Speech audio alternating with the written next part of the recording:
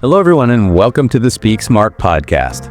Today, we're going to be diving into a topic that's, well, I think it's super practical. Yeah. And also fascinating at the same time. We're talking first aid. It's something we all hope we never need. But, feeling prepared to handle an emergency can make all the difference. Who knows? Maybe learning a little more about first aid today could even help you save a life someday. Okay. We'll be pulling our insights today from an episode of, I think it's a YouTube series, called Everyday English by English Pod 101. And they use a really clever scenario to teach first aid vocabulary and concepts. Yeah, I mean, it's a really smart approach, I think, because in a real emergency, you don't have time to be flipping through a textbook. So the way they weave the information into a very relatable story really helps it stick, which is exactly what we want, right? Right. I was hooked right from the start. But before we get into the specifics, Yeah. let's just lay the groundwork.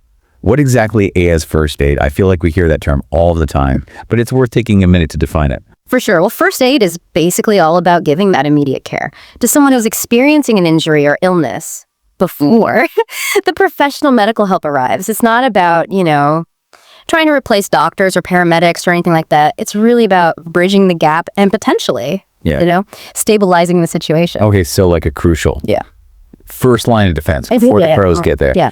In the English Pod 101 episode, they mentioned the Red Cross, which always makes me think of blood drives. Yeah. But they do so much more, right? Oh, yeah, for sure. The Red Cross it's like a global safety net. They work tirelessly in all sorts of emergencies and humanitarian crises. I mean, they're involved in disaster relief, conflict zones. They teach life-saving skills like CPR. I mean, their impact is just massive. It is. It's amazing how much we probably take them for granted.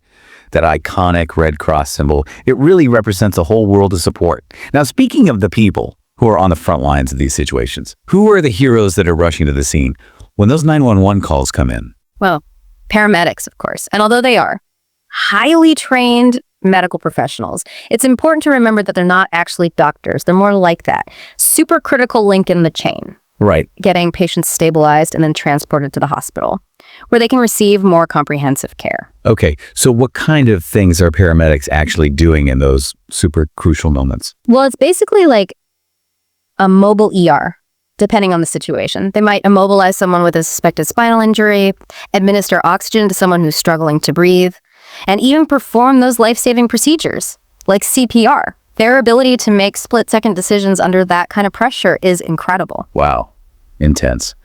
The English Pod 101 episode that we're looking at focuses on a motorcycle accident scenario. Yeah. And in this scenario, they mentioned some really serious injuries like concussions and compound fractures. Those always just sound so scary. Yeah, they definitely can be, which is why it's so important to understand them.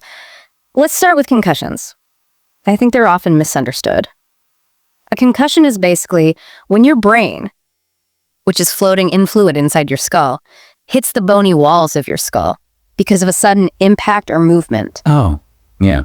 Not a very pleasant image. I think a lot of people think it's just like a, bump on the head. Yeah. But it's so much more than that. Oh, yeah, for sure. And what's really concerning is even what seems like a minor concussion can have lasting effects. You might experience memory issues, difficulty concentrating, confusion, even vision problems. It takes time for the brain to heal after that kind of event. So it's like the brain's been shaken up and it needs time to reset. Is there a way to kind of visualize what's happening? Think about a DVD skipping in a player.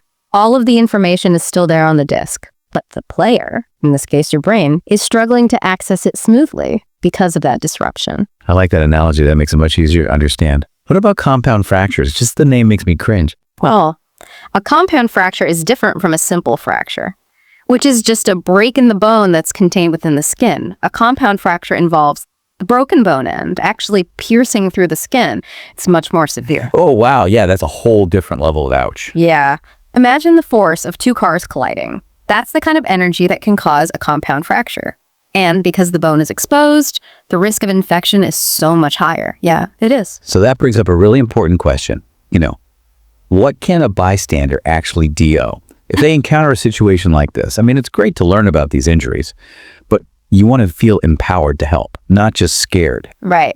What would you say is the most important thing to remember in those first few moments? Well, I'd say the first step is always to just assess the situation and try to do it calmly. Is the person conscious? Are they breathing? Are there any obvious signs of injury, like bleeding or broken bones? Okay. So we're really trying to just gather as much information as possible before jumping into action. Exactly. And based on that initial assessment, you can then decide whether to call for help immediately, administer some basic first aid if you can, or both. Right. And that's where those first aid courses come in, right? Yeah. Our source material highlights the Red Cross, which seems like a good place to start. Yeah.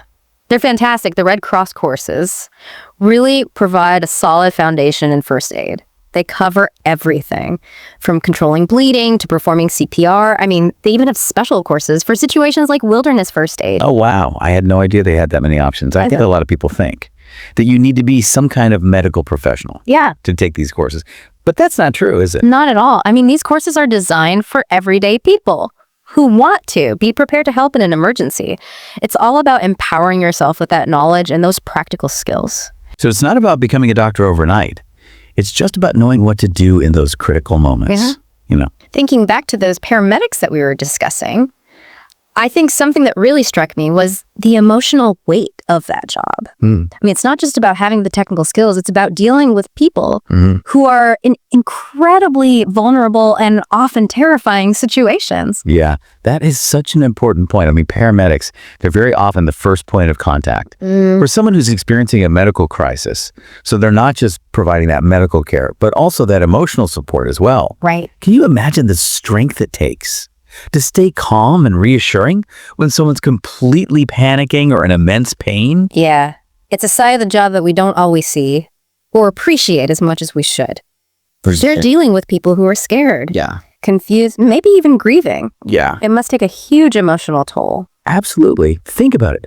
The constant exposure to trauma, sometimes having to break bad news to people, comforting families in those really awful moments. It requires a level of resilience and compassion that is just remarkable. It really is.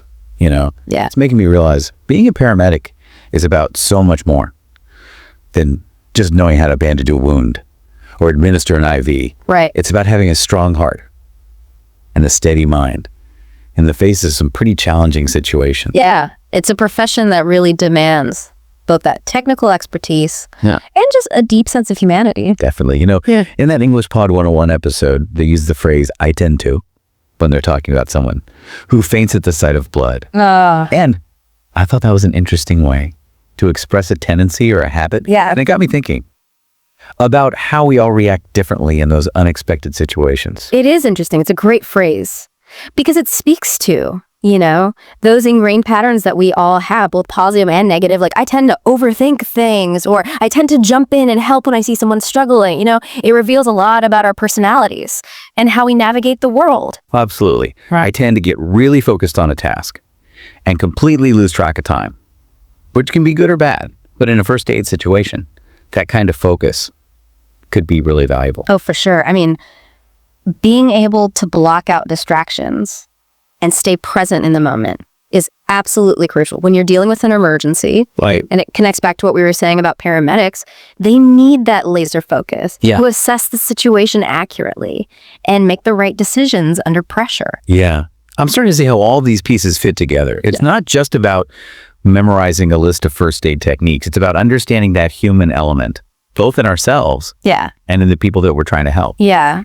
That's such a powerful insight because ultimately, first aid is about connection. It's about reaching out to someone in need and offering support, even if it's just a calming presence or a reassuring voice. And that's something that we can all do, regardless of our medical knowledge or experience. Right. Just being willing to step up and offer help can make a world of difference. I completely agree. It really is. Yeah. Thinking back to that English Pod 101 episode, one of the details that really stuck with me was that emphasis on those everyday phrases like, "I tend to," and how revealing they can be. It made me wonder, are there any other common tendencies or habits that might actually be helpful in a first aid situation? That's a good question. I think a natural inclination to stay calm under pressure would be a big one. Some people just seem to have a knack for it, keeping a cool head when things get chaotic. And in a first aid scenario, that can make all the difference. Yeah, it's like those people who just have this inner peace, even when everything's falling apart around them. Right, exactly. And often that calm demeanor can even have a ripple effect, helping others to feel more grounded and reassured too. There's a certain confidence that comes with knowing how to handle a crisis, and that can be incredibly comforting to someone who's injured or feeling scared. That's true. A little bit of knowledge and a calm presence goes a long way. I'm also thinking about people who are naturally observant. You know, the folks who just seem to pick up on little details that others might miss. Oh, yeah, definitely. Being detail-oriented is a huge asset in first aid. Noticing a slight change in someone's breathing or a subtle shift in their skin color could be a crucial clue about their condition. It's all about paying attention to those little things. Yeah. That could be signaling something more serious. Right. And I imagine being a good communicator is key as well, not just in terms of like relaying information to medical professionals, but also in terms of comforting and reassuring the person who's injured. Oh, absolutely. Clear and effective communication is essential in any emergency.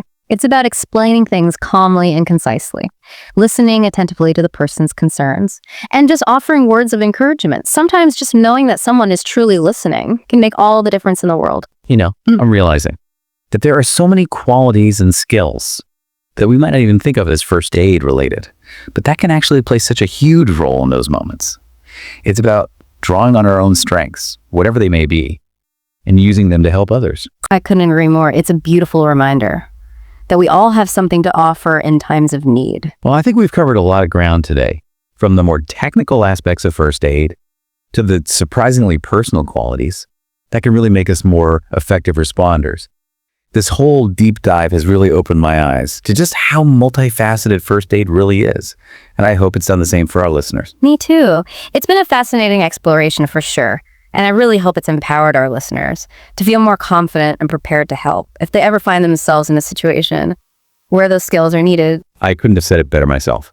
So as we wrap up this deep dive, I want to leave our listeners with one final thought to ponder. We've talked about the physical skills and the emotional resilience that's needed to be an effective first responder. But what do you think is the most rewarding part of that job? What keeps those amazing individuals going day after day, despite all the challenges they face? That is a beautiful question. I think at its core, the most rewarding part of being a first responder is knowing that you've made a tangible difference in someone's life.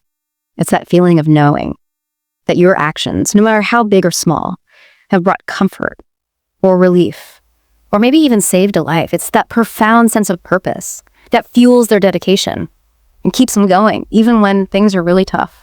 That's a really inspiring thought. It's a reminder that even in the midst of all the chaos and uncertainty, there's always the potential for those profound acts of kindness and compassion. And who knows, maybe one of our listeners will be inspired to answer that call and join the ranks of those incredible first responders. I wouldn't be surprised. There's a hero in all of us, just waiting for the opportunity. Well said. Thank you for joining us today on this deep dive into first aid essentials. We hope you learned something new and feel a little more prepared for whatever life throws your way. It was my pleasure. Thank you for listening to the Speak Smart podcast, and subscribe to my channel. Like the hit button.